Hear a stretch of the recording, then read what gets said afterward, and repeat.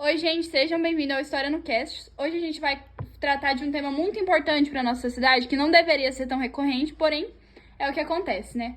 Sobre o tratamento com as mulheres bêbadas nas baladas, onde em vez das pessoas acolherem e ajudarem essas mulheres, os homens se aproveitam dessa situação para estuprar elas e colocar coisas, doparem elas. Desculpa interromper, mas isso me lembra muito um capítulo de um livro, né, que eu já li. Eu não sei se vocês leram também, mas ele fala justamente sobre isso, sobre esses homens que eles ficam tão obcecados momentaneamente com essas mulheres que eles se acham no direito de doparem ela pra fazer coisas contra a vontade dela, já que eles não vão conseguir, sabem que não vão conseguir fazer isso com elas se elas estivessem sóbrias, né?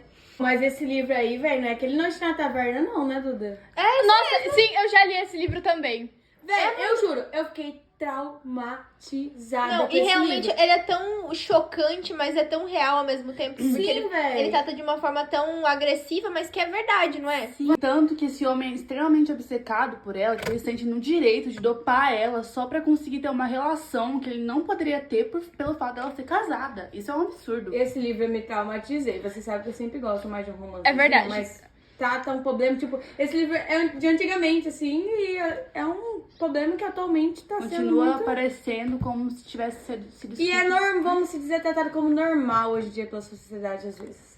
Eu vou contextualizar a história. Tem outro tema, inclusive, que essa história aborda, que é o vício em jogos. Porque o homem, ele era viciado em corrida de cavalo e jogos de sorte, jogos de azar, né? E um dia, ele tava numa dessas corridas e ele viu essa mulher e se apaixonou por ela.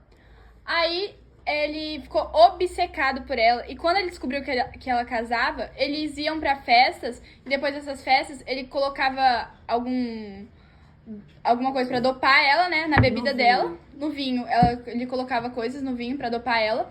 E estuprava ela, assediava, abusava e fazia o que ele quisesse. Isso chegou tanto num extremo que ele chegou a sequestrar ela porque ele não suportava o fato dela ser casada. Então, exatamente. E ainda ela realmente fala pra ele que é impossível, né, ela amar ele.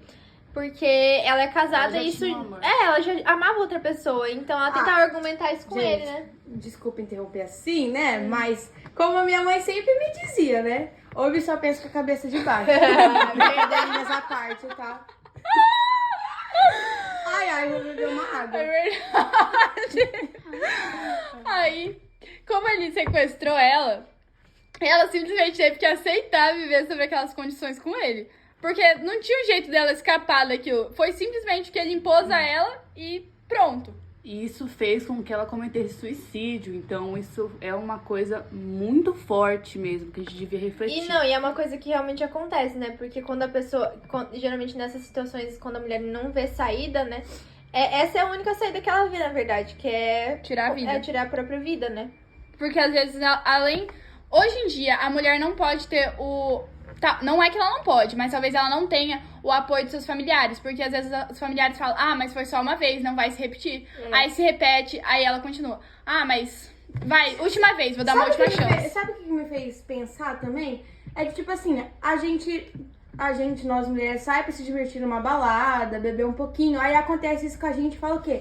Em vez de ficar em casa, você foi querer se amostrar. Qual que é a roupa que você tá? Quer dizer que só porque a gente é mulher, a gente Sim. não pode se divertir igual os homens? Ai, dá vontade de socar a cara de alguém aqui, mas tá bom. Já tá me dando raiva. Ainda mais quando acontecem essas coisas dentro de um casamento onde tem filhos e a mulher se sente presa nesse casamento por conta dos filhos, para os filhos não sofrerem com o pai ter saído de casa, porque às vezes os filhos não têm a consciência de que aquilo tá acontecendo dentro da casa deles. Às vezes eles não estão presentes, ou às vezes a violência é contra os próprios filhos.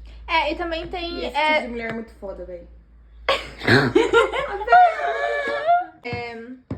Também tem, além de o cara violar ela desse jeito e se achar no direito de fazer essas coisas com ela, sequestrar ela e tudo mais, isso acontece também com o marido dela, né? Porque ele não vê ela como uma pessoa que vai ter escolhas. Ele faz, tem uma parte até que ele fala que ele quer fugir com ela porque ele tá com ciúme do homem que tá ali, que ele acha que tá, vamos dizer assim, dando em cima dela, né? Porque ele não vê como algo não consensual.